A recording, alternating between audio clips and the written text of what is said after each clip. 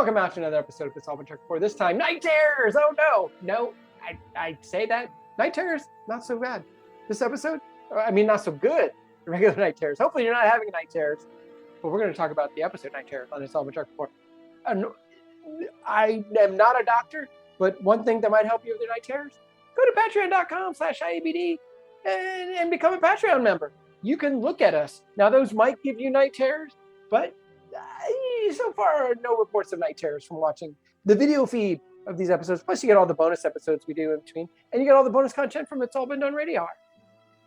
This is not bonus content. You're already here. Night Terrors on It's All Been Trekked Before. Welcome out to another episode of It's All Been Trekked Before. Your regular hosts are here. This is Steven. And Keith. Jimmy-Jerome. And we are terrified of Night Terrors. But before we get to that, we had a decision that we put off last week. Are we keeping the crush of Star Trek? I reached out to the one woman I know. No, not the one woman I know. The one woman I live with. I asked her what she thought, and she said if we had a woman on more often, which is what we've talked about, she thought it would be less. It would seem less sexist. She said, well, and since you guys always pick women, I said, hold up, I'm the one who always picks a woman. The other guys, they and I know only pick women most of the time. I know I picked a guy in Bread and Circuses. I know the guy with the nice legs, and a couple other random. I think maybe I picked a suit one episode. Yeah. So I told her, I said, well, why don't you come on and solve our problem? But she wants to be part of the problem, not the solutions. She just gave me her advice. So understandable. That's interesting. I mean, it's.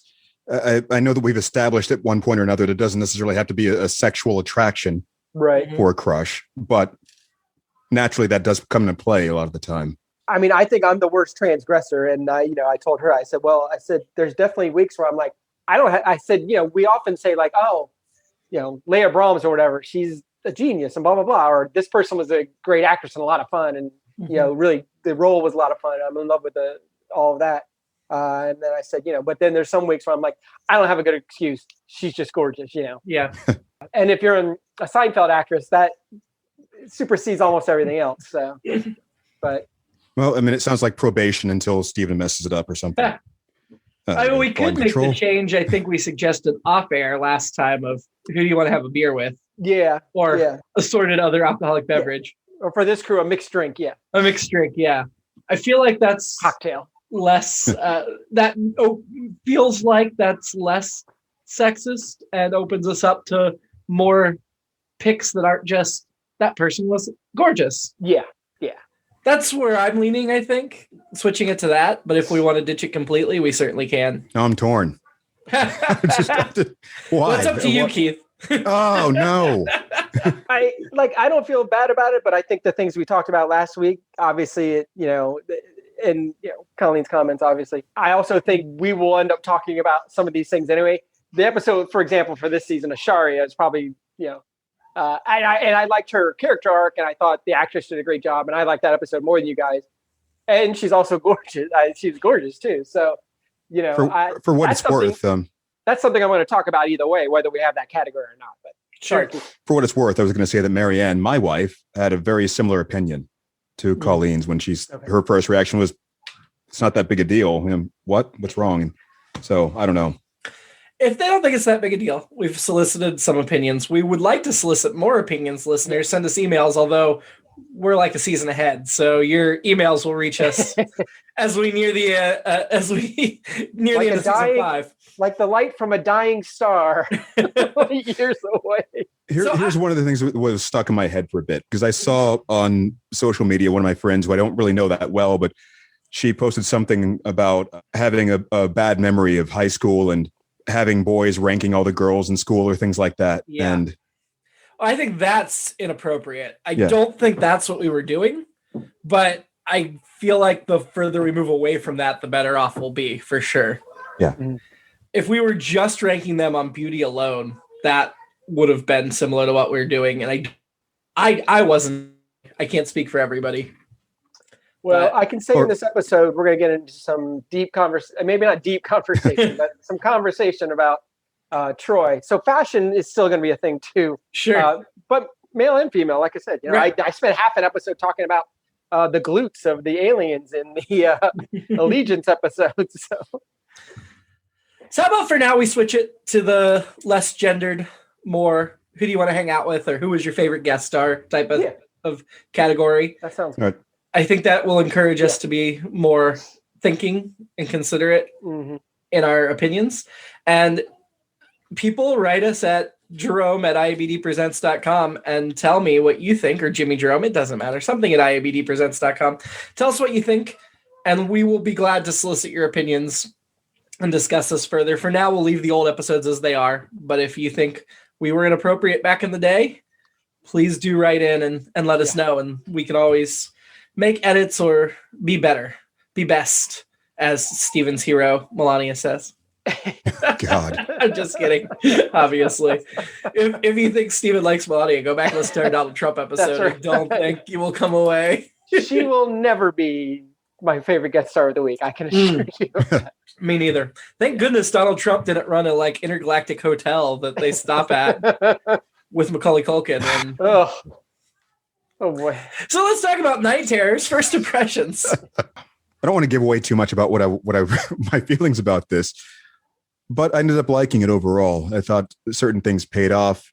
As is common for this series as opposed to like TOS, you can tell this wasn't a Gunsmoke episode. This was like a made for science TV mystery kind of thing. And it felt like it couldn't have taken place in any other setting. And I liked how it played out, even though they had some hardcore 80s horror TV music going on, to set the mood a lot of the time. But I think it paid off better than I was expecting. I was doing a lot of eye rolling early on and anticipating completely checking out, just like, oh boy. But that said, I think I don't know that I liked it as much as you, Keith, but I did find a lot of things to hang my hat on and things that were interesting. And to your overarching point, there was some science involved in solving it. I had to kind of run through it in my head a couple times and make sure I understood exactly what they did. Essentially, the solution was let's blow some stuff up. It was a scientific solution, but it was no different than what TOS would have done, which would have been, let's blow it up. Right.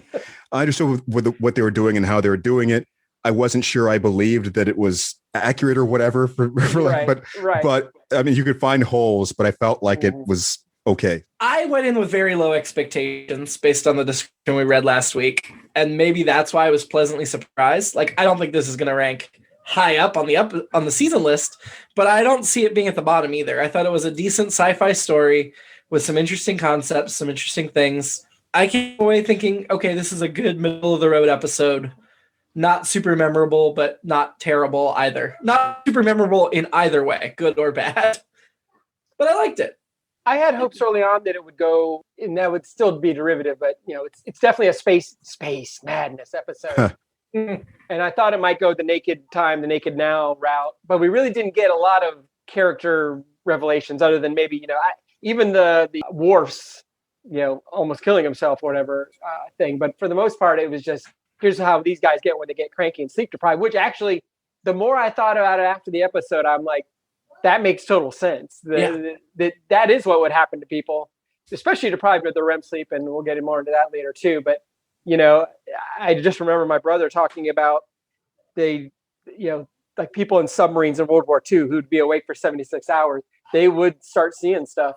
We always said Snagglepuss, but I don't think he was around in World War II. But that makes it all the more real that they saw Snagglepuss before he even created. That's how much they were hallucinating from being up for that long without sleeping. But so there's obviously precedent in our world and any world. So that part of the science did make sense. At first, it was just like, oh, their hair's messy and they're getting cranky. and I'm glad again, to go back to the beginning a little bit, I'm glad it wasn't, oh, there's some kind of alien force. It's a ghost force that's ghost. It's got them. There was a little more. There's more to it, or better angle, I guess. So. If it was just fears and nightmares, I don't think it would. I was afraid it was. I liked that it was sleep deprivation. I thought that was an interesting twist. I felt like I took an unusually high number of notes, and it feels like most of them are jokes of some sort. I think one of the things that made this episode work is it was just cheesy enough. It was just a lot of little things that were swerves and so on, little dodges, and it just kind of I think it kept me entertained. So most of my notes are things like alternate episodes, alternate endings, openings, that sort of thing. You and I were just talking about how we took less notes. Yeah. Before you showed up. Well, this could go fast. And I'm like, well, maybe Keith took a lot of notes. Yep. And we both thought that was laughable, but we were wrong. At the beginning of the episode, we get a distress call from a ship, and it is a Reliant class. I was like, yay, I love the Reliant. Star Trek 2, you know. And it was actually the same model. Oh, I'm sure it was. Yeah. Budget. I read that. Yep. Absolutely. The USS Britain, I wasn't sure. Troy senses something, and I'm like, oh, Troy's earning her keep this week. She's actually doing something to contribute to the plot. Troy greater than the sensors on the ship as far as sensing life. Because like, well, there's no life forms. What about you? There's something over there. Okay. What? I'll get back to you on it. Okay. When Troy just volunteered to go over with them, the look on Picard's face was sort of like, could have been either, don't I get to say whether or not she goes? Or, man, I wanted to go. I'm going to be lonely over here. There's something about the look across his face. So they beam over, they're investigating the bodies. Worf says somebody looks like they were hit with a phaser setting of 6 or 7. I don't feel like we've heard phaser settings described by numbers before. Have we? I don't think so. It's either like high or low or stun or kill. Yeah. Yeah. Medium stun. I do like that as a way of describing things like, oh man, I got up this morning. I feel like I got hit by a phaser setting of 6 or 7. When Troy sensed the survivor, thank goodness she was there because apparently tricorders couldn't find the life sign. Right. But when she sensed the survivor, who thought it was going to be Chekhov? I did not. I mean, we got the Reliant, we got the dead bodies, we got a life sign hiding. I was like, this is Star Trek 2 all over again. My alternate opening there this is like right before the cold open, of course, was she asks, who did this to you, to the Betazoid that she finds there in the closet. And he just simply says, I did. Credits.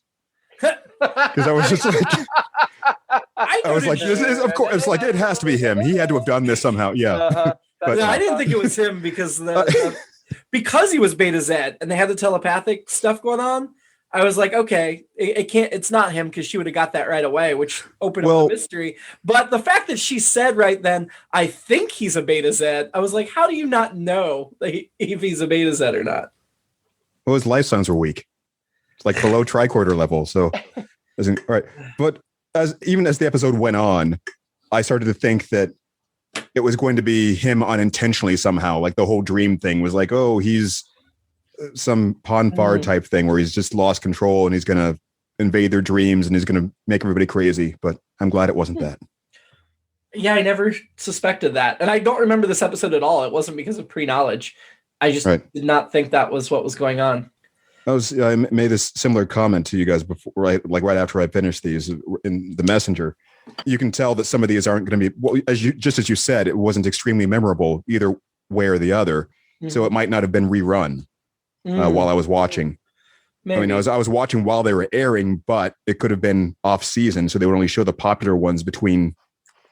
I object to that because I watched a lot of bad episodes in reruns. I don't think they just showed the popular ones. Well, in the early 90s, you're talking about, or like later when they really started like fully syndicated. I mean, these essentially aired immediately in syndication, in this syndicated format. Right. No, I'd say most next gen episodes I saw were after DS9 and Voyager were already on the air, but they were earlier season episodes. So I was catching reruns at some point. But anyway, they mentioned that this ship only had a crew of 34 and they all murdered each other. But the Enterprise D has 1,000. And I get the Reliant is a 90-year-old model that for some reason they're still using, which doesn't make a lot of sense when you examine it. And Budget. I get that Khan's small army ran it. So, it doesn't take that many people, but it still felt like that was too small. Well, I mean, it could have been a science vessel or something, right? I don't know what I think the Reliant was a science vessel, wasn't it? My question, and my question is, they said they all killed each other. Mm-hmm. It's kind of like in Rambo First Blood Part 2, where Rambo hides himself in a wall of mud, but at some point he had to free one of his hands to cover himself with mud. Yeah. So in this instance, somebody had to kill the last person. Was 2 people shot at the same time. Oh, okay. There. Or the last one that killed, more likely, the last one that killed had already been injured so badly from internal injuries and stuff that they then expired. I wondered, though, if they all killed each other, why were so many officers seated so nicely on the bridge? Like the captain, maybe she was the last one, and she staggered back into her chair before her internal injuries. It could have been an ambush. It could have been when the start of things happened, before they knew things where people were getting violent. Well, we knew the captain was one of the last to die. Right. Oh. The video log.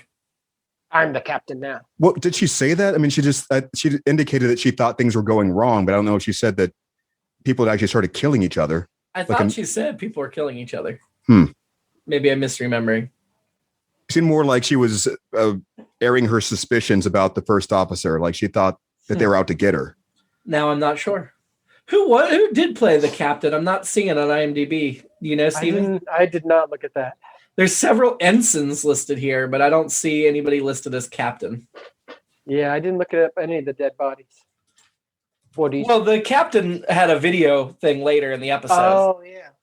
So that's where I'm... Oh, I was also going to say before, it did feel like they wanted to... They were good about tying up certain things.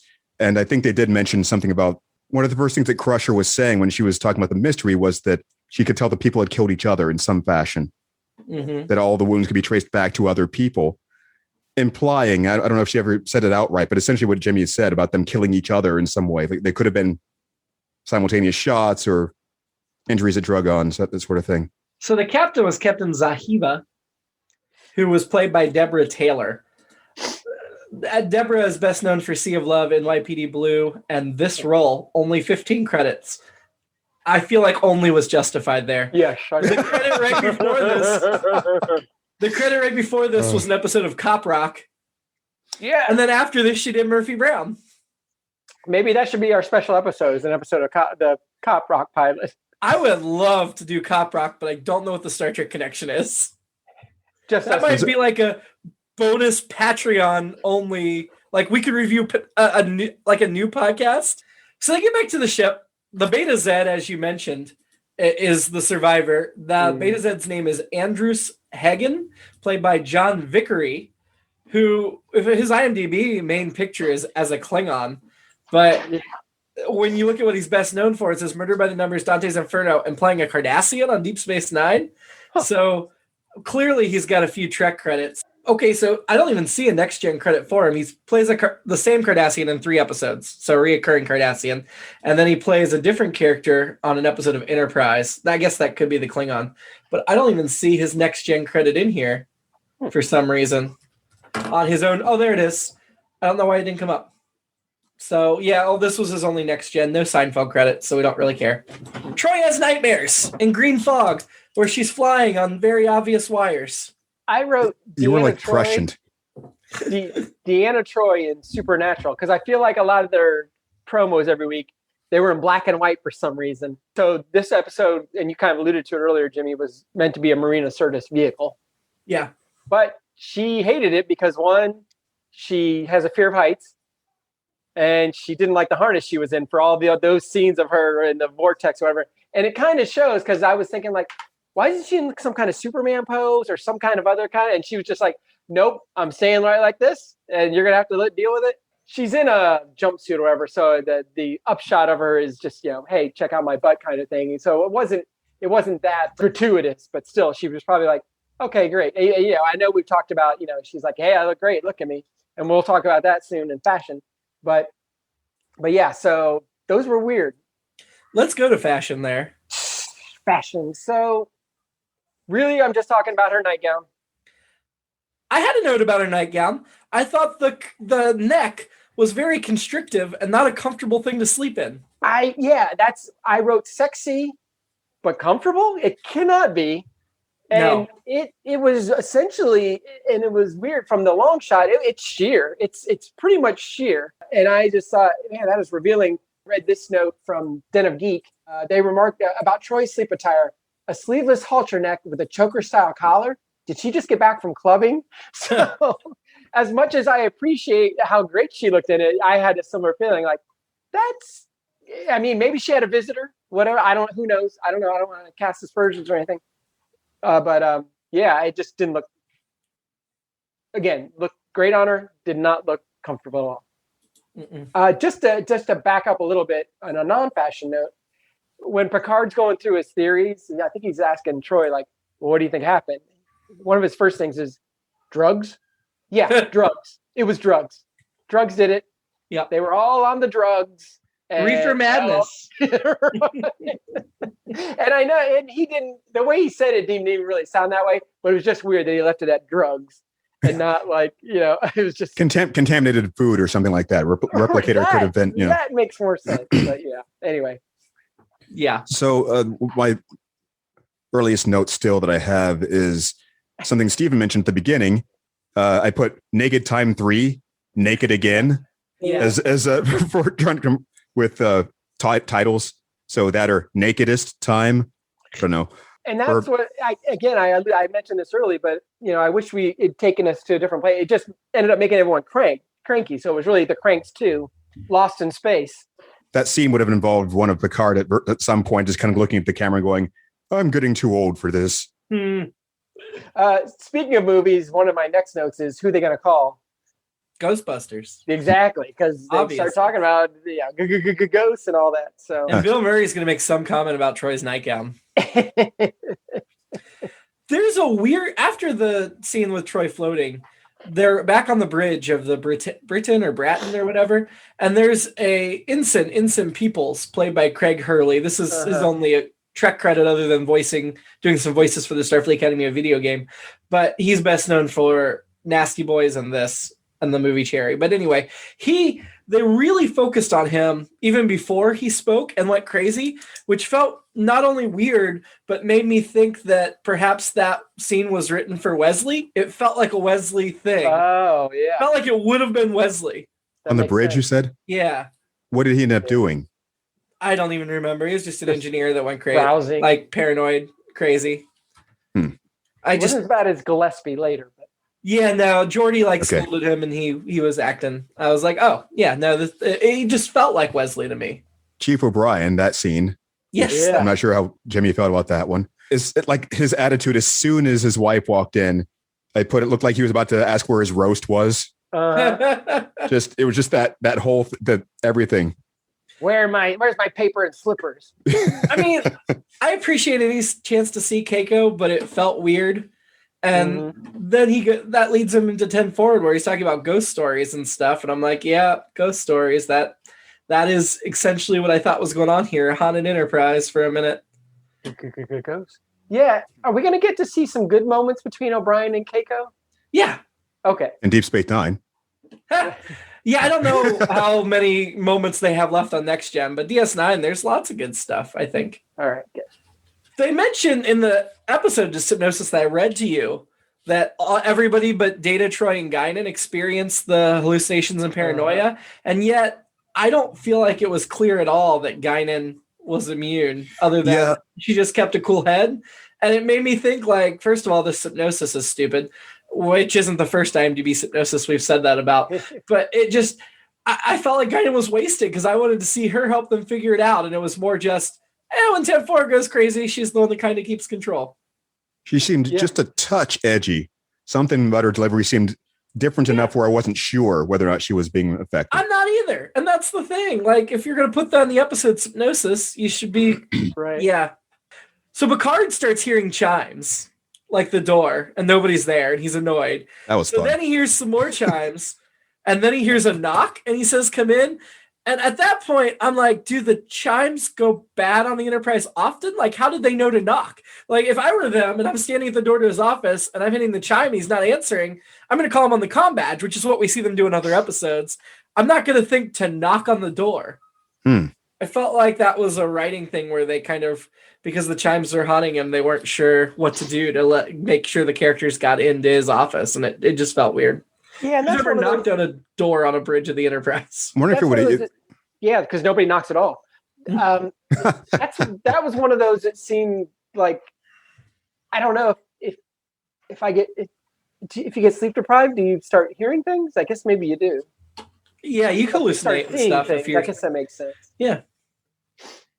the engines are out, and Riker goes, "Oh, just like the Britain." And I'm like, do you need to hit us over the head with it? We're not stupid. We get it. It just seemed a little too obvious. If he'd had more sleep, he wouldn't have done that. Yeah. It's quite possible.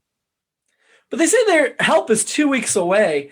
Where did they fly to? Like the furthest reaches of explored space? Mm. No, just 2 weeks left of it, just right over. Are they ever in the inner ring? And I know that I'm using a kind of a Star Wars term, but it seems like, are they, other than the suite of episodes we started and ended last season with where they were near Earth, they're always in the furthest reach. I guess TOS makes sense there, but I guess TNG makes sense too. There's still some exploration going on in TNG, but yeah. I feel like most episodes that help is hours or maybe a couple of days away. So 2 weeks felt extreme to me. Yeah. Maybe there was like a festival going on within Starfleet, so everyone else was already. That's why they came out there like, hey, whatever happened to the Britain? We're supposed to be So once it's obvious what's going on to the crew, whether they know the cause of it, whether they know it's sleep deprivation, but they know like everybody's going crazy except for Data and Troy. At that point, don't you just confine everyone to quarters and let Data run the ship? Yeah. Why do they have to keep? Why do they still?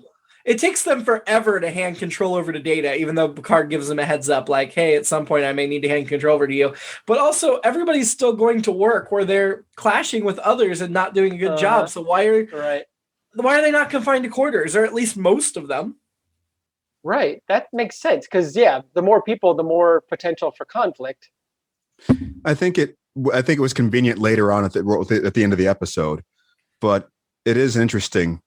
I'm not sure if they could enforce something like that properly.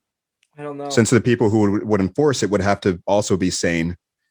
And I feel like Picard could put a captain's lock on all the doors. They got replicator, they got bathroom. They don't need to come out. Has it been established that they can do that? Surely they can do that. I refuse to believe they don't have the technology to do that. A lot of things seem to be explainable by them being too trusting a lot of the time. I guess, but I don't know. We've seen enough episodes where the crew goes crazy that this should be something they have. It's like, why don't they yet have seatbelts on the bridge? Of course you should have seatbelts. Too primitive. Well, and I guess late in the episode, they do start saying, like, everyone into 10 forward, and then Gillespie, who's the future QAnon guy, like, oh, they're trying to round us up. This is a whole plan. Like, why? What plan is this? I don't want to go out without a fight. Against what? Against what? Crazy person? He is just an ensign. He's not that experienced. I think when this thing gets done, I think he's drummed out and run. I would drum him right out of Starfleet. So Gillespie was played by Sean Duke, who was credited in this episode as Duke Muskian. Yeah. I don't know why. He's best known, well, IMDb doesn't even have best known for Losing in Love is the only thing it has him listed as best known for, but he has 83 credits. And yet these actors with 15 credits have 4 things they're best known for. But he was in several episodes of Strange Angel, Aquarius, 90210, the newer 90210, but none of these look like major roles, like at most half a dozen episodes. Lots and lots of TV guest spots for him. This is his only Trek credit. No Seinfeld. No. I did like the Tychon's Rift thing. I didn't look to see if that was an actual thing. But it sounded like a futuristic anomaly, so I thought that was cool. And again, that gets into the science. At least they're trying to find a scientific thing. So about the explosion or creating something, or the energy release, I love that Riker actually asked about replicating it right as I was about to type the question myself. I was like, I wonder if they could, and they thought of it. And I thought that was really good. The hydrogen dream message, and this skips half a dozen notes from me, but I liked that was the solution, that the aliens were sending Troy these dreams to tell her about these atoms. And I didn't think the explosion was ridiculous. I appreciated the way that all came together. It makes sense. I thought it was smart. I thought it was sciencey. Yeah. Whether that, I do wish they'd talked to the aliens for 5 minutes before they flew away, but I want to know more about them too. But and I also like that Troy kind of being in charge. I mentioned earlier it was a Marina Sirtis focused episode. They wanted that, but I like it when she and Data are looking at it and she's like, no. Show me this one. Hey, go back. Yeah. Da-da-da. And it's like she's in charge of things. And I really like that. It was cool, because she is one of the vital people on the ship, obviously. Yeah. And I really liked it. I guess my only question about that solution was, why was the hydrogen red? And how are they transmitting it in a stream form? Future technology, I just don't understand. I mean, it could be suspended in some sort of solution, maybe something colored for that effect, maybe something that the aliens would be able to see, some sort of or iridescent form. All of that makes sense, but none of it was mentioned. Well, yeah. I mean, in the inertia, I mean, you would just push it and it would just go. So, yeah. Well, we should give some writing credit to this episode. Story was by Sherry Goodharts, who wrote the screenplay for The Most Toys, where Data was captured. Oh, yeah. Mm-hmm. And then she also has a story by credit for Violations next season, so she's got one more trek. But then the teleplay was by Jerry Taylor, who at this point is becoming a regular scene name, and Pamela Douglas. This is Pamela's only Trek credit. I don't know how she got a teleplay by job when she didn't pitch the story, but she did. The thing she's most done is she wrote 12 episodes of Ghost Rider in the 90s. Ghost Rider. Writer, not writer. Writer. Oh, writer. The kids show. What was the episode you just mentioned? Oh, Violation.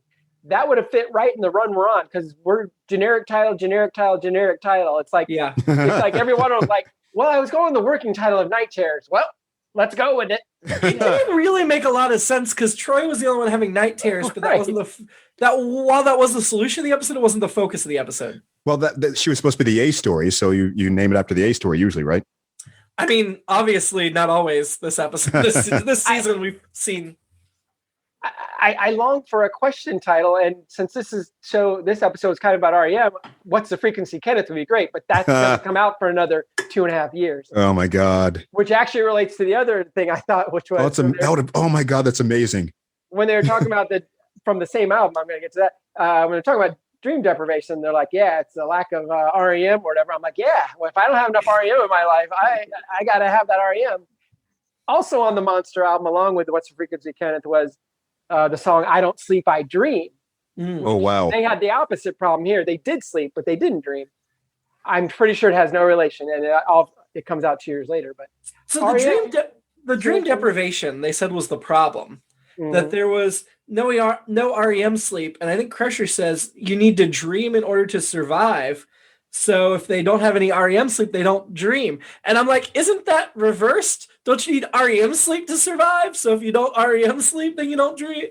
I feel like the REM's the important part, not the dreaming. I think that's where it starts to fall apart, in the sense of them kind of simplifying it for the audience in a way that doesn't quite make sense. I mean, you could argue there would be some sort of mental effect to not releasing certain kinds of things mentally in a dream. I don't know that you die if you don't get that, but sleep deprivation obviously causes the issues we saw here. But I can't remember. I know some REM sleep is when you're dreaming. I know there's obviously a crossover there. I was going to also call this the interpretation of dreams by Sigmund Freud. That would have been a better title too. But yeah, I don't know that it would kill you, because I know there's lots of people. I mean, I think we all know people like, I never remember what I dream. I don't even know if I dream. But I think Crusher made the point that you're dreaming anyway. Most people don't usually remember your dreams, but you are dreaming. Yeah, well, that was Freud's thing too, was people don't remember their dreams. He said the reason for that is because they don't care. Yeah. It's the same reason people don't remember things in general. You remember the things you want to remember, and the things you don't deem your brain prioritizes not important, you drop. Same with dreams. So when you have a dream like, oh my God, I can't believe I had that dream, you're going to remember it. If it's a dream that you don't give a crap about, your brain's like, yep, that was good. Cleansed, out of here. I mean, I've had some pretty good dreams that I wish I remembered. I definitely had some where I woke up at 3 a.m. and didn't do the Paul McCartney jotting down the dream I had, or the Seinfeld writing down the joke. But, to that same point, like, oh, I got to remember this. And it's like, nope, not there.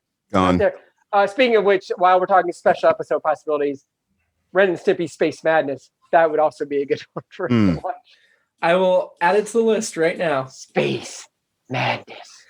We were looking for a short one to do in this upcoming break, so maybe that'll be I think that one's a little, it might be 12 minutes if that. Yeah, that would be a great short one to do. I feel like I had long portions of Space Madness memorized at some point or another. I know I did. Unintentionally, or I wasn't allowed to watch that show. And I honestly did not really want to because it seemed really gross to me. It's probably for the best. Really. But my girlfriend at the time didn't want me to watch it, but I didn't. But tune in between seasons 4 and 5. We'll watch it and we'll talk about it. Picard has his elevator, his turbo lift experience, nightmare kind of thing. And it, I remember, and I did a little checking into it, but I couldn't find anything definitive. But Fear of Elevators used to be on the top 10 list every year. I don't know if it still is. I don't. Maybe what was Fear of Elevators? So is that an episode? No, sorry. Fear of Elevators was one of the top 10 fears of Americans for a long time, and I don't know that it still is.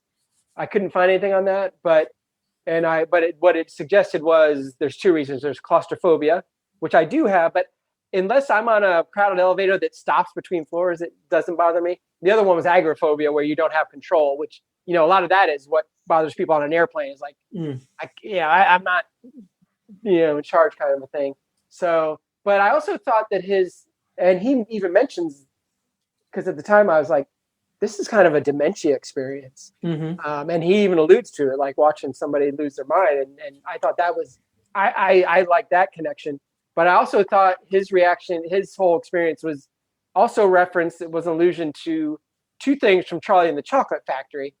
If you remember, when they drunk the fizzy soda, the bubbles, they're going to go into that thing, and it's that bright light above it. Yeah. And then when they're in the elevator at the end, and they're like, "Oh crap!" and then they just smash right through and go. The end of the movie where they go flying through. So I don't know that it was an allusion to that, but that was all I could think of. Patrick Stewart was great in that scene, but what I wrote down about that scene was this is some Shatner level overacting.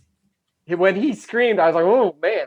And It for me, it did help fuel the idea of the dementia, because when the people came over and he was just like, "Oh, you people all think I'm crazy and I'm losing it," and then it's like, maybe I am losing it, and and that wasn't, besides what he said next, it wasn't, and it didn't need to be. I thought it was just a good enough thing there. The other thing is Riker getting the snakes. The snakes. If only he'd referenced Indiana Jones earlier in the episode. Yeah, I wrote that down. I hate snakes. Right? That was my first thought. Or Samuel L. Jackson. There are too many snakes on this starship. On this Monday through Friday starship. Yes. Yeah, I left that out. When Picard told Riker to go back to his quarters, that little bit of annoyance that Riker had, that he showed just then, like, oh God, I have to go to deck 8 now then. Yeah. It would have been a great scene if they jumped to him getting into bed. And this is before they even got there. Getting into bed and having to be called immediately back to this bridge because Picard just freaked out. Yeah. And then he gets there and they're like, "We didn't call you." "Yeah, you did." "No, we didn't." "Yeah, we did." Or "No, you did." "We didn't." My other note about the bed scene then was I would have needed a stunt double for the snakes. And they only showed his foot, so maybe I would have too, Keith. I'm right there with you. Maybe if the episode hadn't been called Night Terrors, they could have played all these for comedy the way we are. Yeah. And Snagglepuss could have made an appearance. Crusher's scene, whenever all the dead bodies sat up. Yeah. I swear that was Twin Peaks music, which leads me to my alternate episode that I really wish Kyle MacLachlan came on to investigate what was going on. Well, I thought the Betazoid guy was, for a while, I thought it was, and I was like, no, this can't be Kyle MacLachlan, but he kind of had that look to him. But I thought scene, that was one of the scenes I thought was great, because I know there was some stingers in there, but I didn't feel like it was nice and creepy, and she handled it because she's Crusher.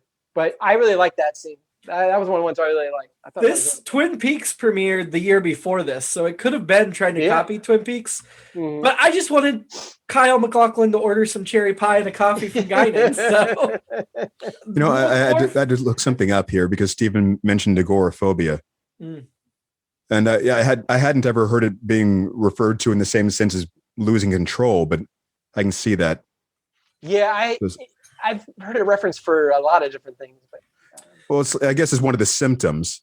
Yeah. But it's typically the being either in crowded spaces or open spaces or places where you don't have means of escape, and they do mention loss of control, or the feeling of a loss of control, which is the.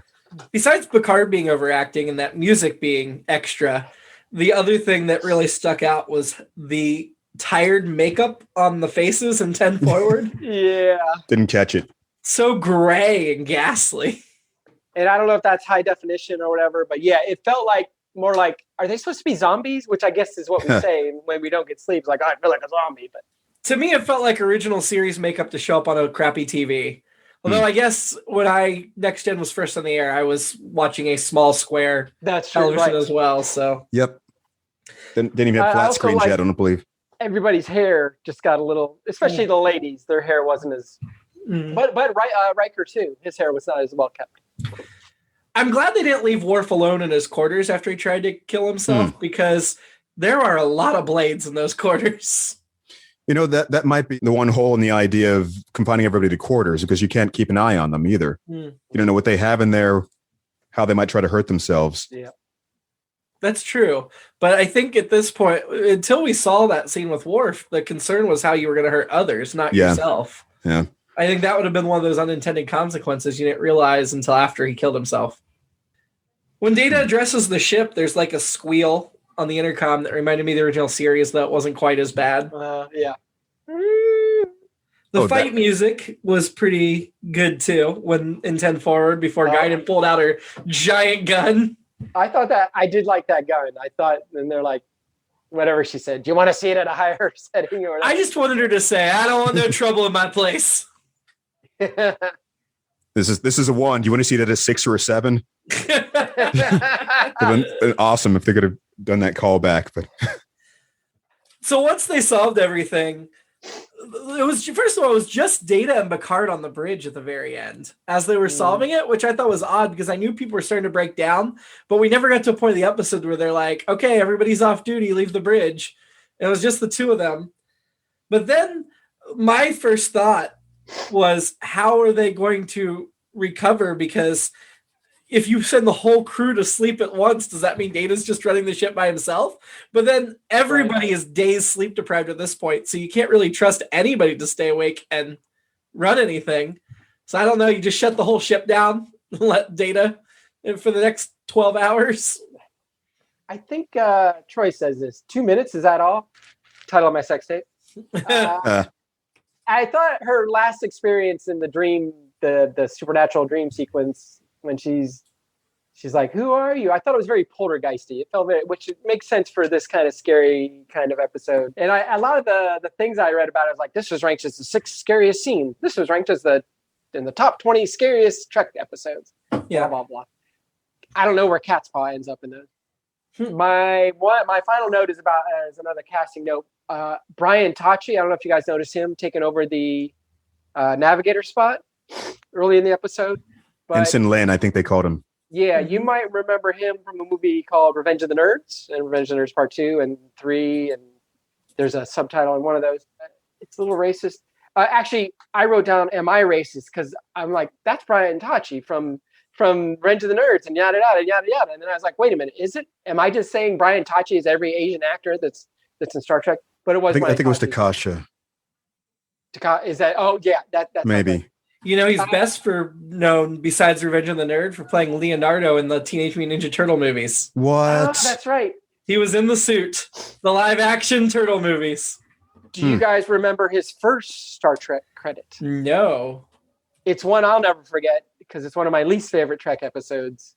He's one of the little kids and the children shall leave. Oh my God! Wow. I didn't realize. Yeah, he was all over. Well, he did a lot of guest spots even through for a long time. He still does guest spots, but yeah, as a kid, he was everywhere. But yeah, he is in that episode. So I like that kind of callback or whatever. I think this is his only TNG episode. It is, unfortunately, but I wish I had paid more attention then. I wasn't even going to mention him, but now that you say the children shall leave, that's a big thing to forget. Yeah, I just pulled up a picture of him, and yeah, his haircut in that and the children shall lead was not great. No. But he was a cute kid. Good looking guy. He was a cute kid. It was just a bad haircut. Yeah. So they were talking about solutions when they realized that the aliens were communicating with him or trying to. they're like, how can you block telepathy? And I said, why didn't somebody mention tinfoil? And I actually thought tinfoil, and then I was like, oh, that's just dumb. And I would have loved it if Picard mentioned Magneto's helmet. That would have been good. Because of Professor X and so on. Or if he just said his friend Eric had a helmet. Oh, yes, even better. When Data and Troy were discussing what's this brief message you could send these aliens, what would you say to them?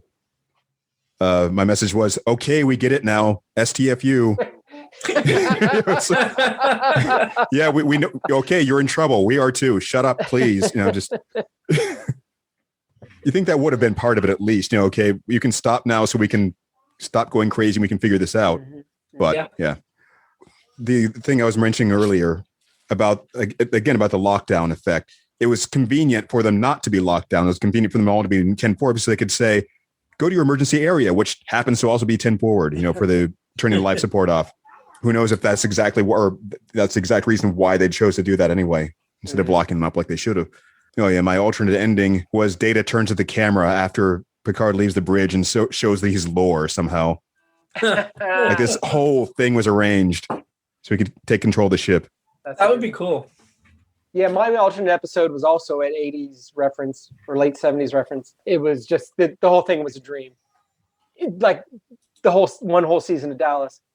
And somebody else who did the same thing. I can't remember who did that recently. But although to take it further, I think it would have been more interesting because I think MASH did this where they had a whole episode about dreams because it was one where everyone was sleep deprived, so they were falling asleep, and then they had these and it was one of the later seasons when it was depending on how you feel about it, but where MASH definitely got kind of into a rut. But this was one that kind of was like, all right, this one's for us, and it was a really weird, very out there episode in a cool way, a very cool way. And I would have liked to have seen something like that. I thought that would have been cool. But so that's my alternate episode. Who was your annoyance? Gillespie, my QAnon guy. I already wrote it down for you. Yeah. That's what I wrote. It was either Gillespie or the extra. The guy was like, yeah, after Gillespie's point. I thought you meant it was more like, yeah. Yeah. I'm choosing Picard because I feel like there were much better ways to manage this crisis and he didn't do crap. Wow. He just let him go wild. Well, he was really tired. No excuse. I think anytime I reference anyone as a QAnon leader, you can write them in as the episode. End life. Sure. Who do you want to have a drink with? Leia Brahms. I'm going to stick with Leia. Stick with Leia? Yeah. I'm going to switch it to Guinan because I can. And she was totally cool and I wanted more of her. Yeah. And she had a gun, so. I don't like guns. And yet I liked that scene. Yeah. I mean, she would give you a little choice, but to have a drink there at the. She doesn't have to force me. I would have a drink with Guinan any day. Well, or just Whoopi. I would be fascinated to talk to Whoopi. Yeah. For sure. Keith. I don't remember that character. he was the other. He's the other extra. There was and there was also just I mean, actually, I second runner up behind Guinan. I would want to have a drink with the Asian actor and just talk about how he did original and next gen because that would be such a cool conversation. Tachy, yeah, Tachy. So just as a departure that made me think of I think yesterday I was watching some movie or another, and I love in the credits when they have to describe certain kinds of background players or people with speaking parts that don't really have names, so that to describe what they were doing or what they looked like, or somebody who's he doesn't even have a speaking part, but there's something significant about the way they look, so they name them that. So that would have been awesome if in credits there was some guy just called guy. Yeah. I also like that Brian Tachy was referenced in Star Wars. I was going to go into Tachy Station for some new power converters.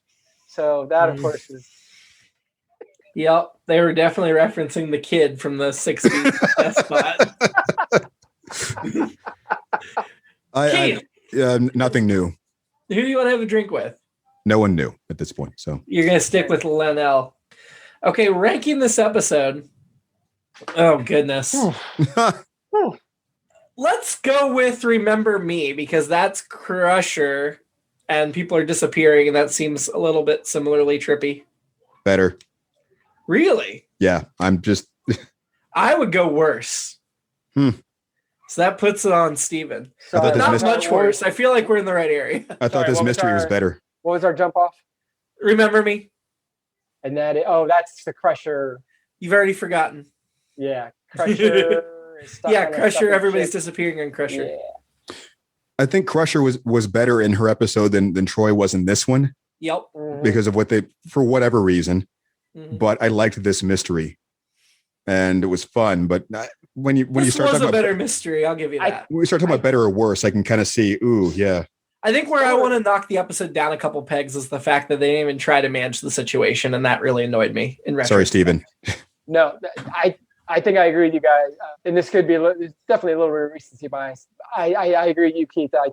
Crusher was better in the episode. It was a better focus. It was more focused on her. I thought it was a better opportunity for her, but I thought this episode was more interesting. I know I didn't like that episode. Okay. That much, so above that's Future Imperfect, where Riker wakes up in the... So that was the Riker vehicle. Yes. Yeah. That's funny. They all get one a season. Yeah, and when I think of that one, I just think of the good parts where it's like, because that's one where it's like, ooh, we do have some advanced character things going on, even though it's kind of undercut eventually. I can't remember anything that happened in that right now. So I would have only just gone below Remember Me. I wouldn't have gone any lower. Yeah. So I would probably put it below Future Imperfect, but I won't fight you too hard because I feel like this is pretty close to on par with both Remember Me and Future Imperfect. They're all right around the same spot for me. I think I'd go below. Yeah, I'm remembering just enough about the concept. Okay. I mean, above Future Imperfect's Devil's Due, and we're not going above that. I love Devil's Due. No, we're not. Yeah. That was a good one. That was just a fun one. Yeah. So good. Next week, we are going to watch Identity Crisis when Lieutenant Commander Geordi LaForge and an old friend fight to defeat a parasite that is trying to transform them into another species. So this is Geordi's vehicle episode. That is just like one of the most intense synopses I've heard, as far as just like, here's the entire thing laid right out. These episode titles... Parasite that's trying to transform them, that really gives away the second half of the episode. Yeah. Yeah. These episode titles are all either working titles or titles for Cinemax or Skinemax movies. I feel like Identity Crisis is just not a good title for this episode, but we'll talk about that next week, in which I will make another Twin Peaks reference. So come back. Yeah. Find out. And until then, live long. Sleep tight. And prosper. And dream, I guess. Or don't. Dream a little dream of me. Dream a little dream. If you're an alien, just please be quiet. Just maybe send us one message. maybe a text. And I'll get it in the morning.